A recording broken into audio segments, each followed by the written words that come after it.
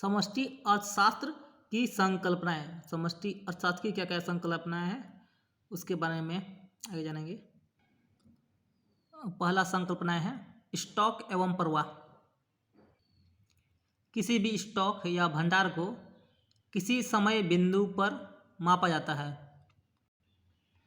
उदाहरण के लिए किसी भी देश के पूंजी स्टॉक में मशीनें, उपस्कर या आभूषण एवं भवन शामिल होते हैं।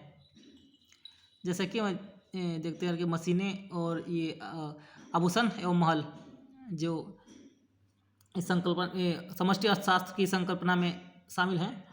स्टॉक यानी भंडार के रूप में इसको समय बिंदु पर नापा जाता है, क्योंकि कम से मशीन आने में तो समय लगता है या मशीन खरीदने में भी समय लगता है। कम से कम इस सबको साल भर के अंतराल में ही नापते हैं। या उपस्कर या आभूषण भी, क्योंकि हर कोई तो सोना चांदी हमेशा तो नहीं खरीद पाता है। उसी तरह भवन भी हर कोई हमेशा तो बना नहीं पाता है घर, वही साल या 5 साल 10 साल उसके अंतराल में ही उसमें भी इस सब चीज़ को मापा जाता है। यह राष्ट्रीय धन संपत्ति के उस भाग की ओर इशारा करता है जो मानव निर्मित होते हैं, क्योंकि भंडार के रूप में हम मानव निर्मित, जो मानव द्वारा ही निर्माण किया गया उसी को मापते हैं। जैसे कि मशीन, ये भी मानव द्वारा बनाया जाता है। उपस्कर या आभूषण, ये भी मानव द्वारा बनाया जाता है। और ये भवन, ये भी मानव द्वारा ही बनाया जाता है। यह राष्ट्रीय धन संपत्ति में राष्ट्रीय धन संपत्ति के भंडार में इस सबको मापा जाता है। इसमें वे संसाधन आते हैं जो वस्तु एवं सेवाओं के उत्पादन में मदद करते हैं। जैसे यहाँ 3 प्रकार का पूंजी स्टॉक में देखते आ रहे हैं संसाधन, या जो भी मशीन एगो हो गया, एगो आभूषण हो गया, एगो भवन हो गया। ये तीनों में वस्तु जो है, जैसे वस्तु का उत्पादन किया जा सकता है। जैसे मशीन है, मशीन में विभिन्न प्रकार के वस्तुओं का उत्पादन किया जा सकता है। सेवा, विभिन्न प्रकार की सेवा, जैसे और ये हो गया सेवा, यानी कि आभूषण से विभिन्न प्रकार की सेवा लिया जा सकता है। या फिर मशीनों से भी विभिन्न प्रकार की सेवा लिया जा सकता है। भवन से भी विभिन्न प्रकार की सेवा लिया जा सकता है, भवन रहने के लिए, या फिर ये होटल वगैरह से खोल दे, या फिर कार्यालय बनाने में, स्कूल मतलब भवन से बनाया जा सकता है। और ये बहुत कुछ हो सकता है। और मशीन में भी देखते हैं जैसे यातायात के साधन, ये भी एक इस प्रकार का मशीन है। जैसे बस, कार, ये टैक्सी, ये बहुत सारा चीज़, ये भी एक प्रकार का ये मशीन से ही बना होता है। और ये आभूषण जो भी सजावटी सामान के तौर पर रहते हैं, या फिर शरीर में पहनने के लिए, या ऐसे हाथ में चूड़ी सब क्या क्या वगैरह हाथ में, पैर में और गला वाला में पहनते हैं।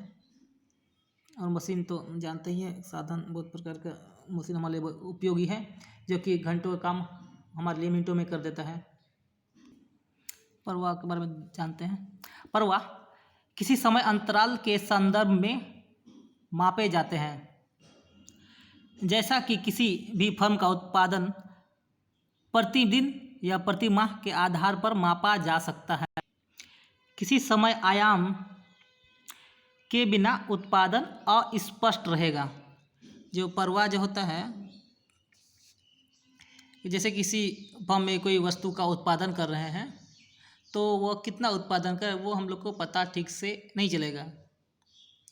इसलिए उसका उत्पादन करने के लिए वही प्रतिदिन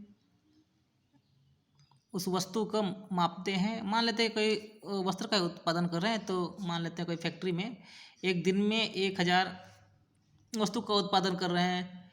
फिर दूसरे दिन मतलब उस सब में घटते बढ़ते रहता है। आज एक दूसरे दिन फिर हुआ, मान लेते हैं उससे ज़्यादा 1050 ठो कर दिया। फिर तीसरे दिन उसे घट के 1050 से कम 130 उतना 130 उतना उत्पादन हुआ, ताकि उससे उस फर्म का जो ओनर है उसको पता चल जाता है कि हाँ, इसमें मेरा उत्पादन घट रहा है कि बढ़ रहा है। वो अपने आधार पर तब वो अपना कार्य को या फिर आगे बढ़ाएगा, या फिर उसका मशीन को ठीक करेगा कि हाँ, मशीन उत्पादन हम ठीक से उतना अधिक नहीं कर पा रहे हैं, तो मशीन को आगे बढ़ाएंगे या फिर मशीन को ठीक करेंगे, जो भी चीज़ है।